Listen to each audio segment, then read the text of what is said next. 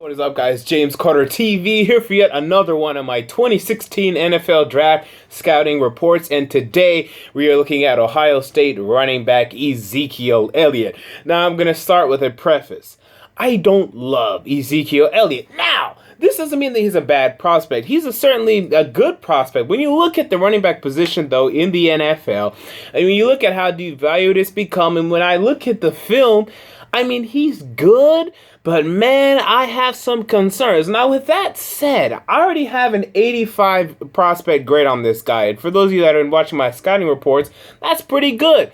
That makes, I mean, if you look at my grading scale, which is all of this information is in the description box, by the way, that puts him as a very good player, might make a Pro Bowl, top 10 in his position. That's pretty good. But I have some concerns, and also running backs, man, you don't really need to have a really good running back, and I don't think he's a really good running back anyway. So I'm not in love with Ezekiel Elliott, but there are definitely some strengths to this prospect, so we'll get into that. First, strength is his size. I mean, he's 6 foot, 225 pounds. This is an NFL frame, and his build, I mean, he has a very muscular build. If you've ever seen him, you know, sometimes like to wear the little crop top jersey. I mean, this guy's ripped. This guy's cut. I mean, he's absolutely shredded. 6 foot. It's good height. I mean, really prototypical height, because you don't want your running back to be too tall, 6'1". You don't want it to be too short. Although I argue more than anyone else that I kind of do want him to be too short. I wouldn't mind a 5'10" running back. We've seen 5'8" running backs, 5'6" running backs be successful in the NFL. I think the shorter the better sometimes. But anyway, because with Ezekiel Elliott, a lot of times he'll be tackled with his knees, in his ankles and stuff like that. So I kind of like my short running backs, but it's still good size. 6 foot, 225 pounds. Doesn't need to put on weight. Some running backs coming out need to put on weight, like Dre Archer a couple of years ago, that are just too skinny. A lot of kids coming out nowadays are too skinny. This is not a problem with Ezekiel Elliott. He has very good size and strength. Number two, he gets yards after contact, and he does this by keeping his feet churning and moving when meeting potential tacklers. I mean, you can see him go to the second level, go up against linebackers. It looks like he's done. He's going to be stopped right there. Keeps his feet churning, keeps his leg churning, gets some more extra yards. He will go down. He's not going to completely break those tackles, not going to slither out of there and get some, 20 more yards, but he'll get, 3 or 4 more yards. So when you send him up the middle, you do have a potential for plays that look like they're only going to be a 1-yard game, for him to be stopped and then end up churning his feet, getting some extra yards, and end up being a 4 or 5-yard game. This is something that you see very consistent with him, and this is something that I really like about him. He can be someone that you draft and know that you're going to move the chains consistently with Ezekiel Elliott. Next, we have good vision. Yeah, he has good vision. I mean, this guy, he doesn't have to have great vision behind this Ohio State offensive line. I'm going to get into that in a moment. But he has good vision. He does see the holes. He does hit those holes. It doesn't have too many problems wanting to bounce outside, because I think he realizes that that's going to be very troublesome at the college level. And the NFL level, it's going to be even worse. So he sees the hole. He's going to take it. Sometimes a little bit too quickly. Sometimes you need to be a little more patient, like a Le'Veon Bell, who's very patient looking at holes and then attacking. But he likes to see the holes, take him. That's fine. Take it, which you can get running back. That's absolutely fine at the NFL level, because that's something that Melvin Gordon has issues with, sometimes being too patient, the hole closed up, because he thinks he's fast enough to burst through any late holes.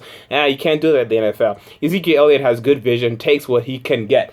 Next, we have being a willing and physical blocker. Again, 6'5", 225 pounds, physical blocker, good blocker in pass protection. This is very key and important when it comes to transitioning to the NFL level. A lot of head coaches in the NFL will not play rookie running backs because they're not good pass protectors. This is not an issue with Ezekiel Elliott. He can come in and be a 3-down running back for you, and you will have no problem with that. And then finally, we have good balance.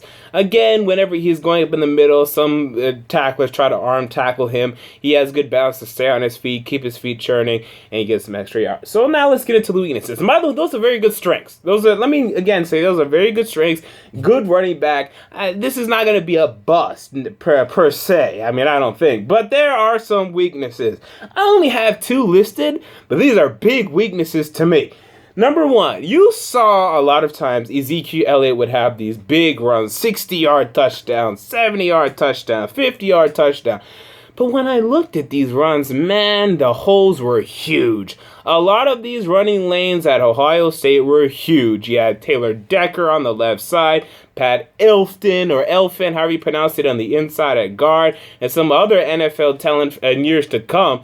This was a good offensive line at Ohio State, and consistently I saw that, man, there was space. The linebackers were already being blocked by offensive linemen and tight ends, and Ezekiel Elliott just had to hit one hole, and then he was gone. He really didn't have to elude anybody. He really didn't have to work too hard. The hole was there, and he hit it, which he's very good at doing. But, man, in the NFL, this is hard. I'm telling you, with these running backs, and this is why so many people were wrong on Melvin Gordon. In the NFL, you should see, just compare the college football line of scrimmage to the NFL line of scrimmage.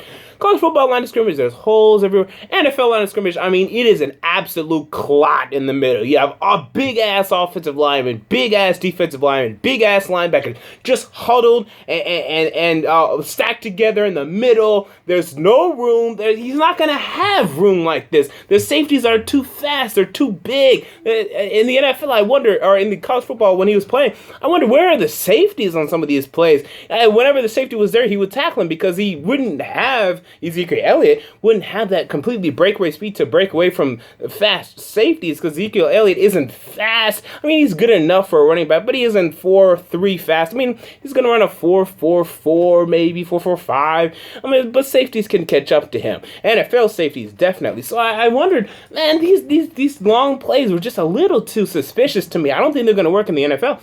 And finally, the real reason I don't think it's going to work in the NFL, he lacks some athleticism. I'm talking agility, elusiveness, and acceleration. He's a good athlete. But man, this is my policy when it comes to running backs. You either need to be athletic as hell. You need to possess that speed, acceleration, elusiveness, agility, just football mentality. I'm going to make you miss me mentality, and I'm going to speed away. You're not going to be able to catch me.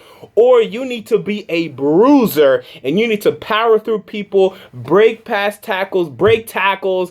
I mean, you need to just be an absolute brute. He is a hybrid. I don't think he's very good at either. He can, again, move his feet, get some extra yards, churning extra yards. But when we're talking about him, whenever there's that big cloud in the middle, can he bounce outside quick enough, turn the corner quick enough, and be gone? I don't see that. When it's one-on-one against a linebacker, can he make a miss? I didn't see that on film. I didn't see him being able to make linebackers miss. When it's one-on-one, the linebacker, he was caught. And sometimes linebackers would have bad techniques trying to arm tackle him. But when linebackers and safeties have been using good technique, he goes down.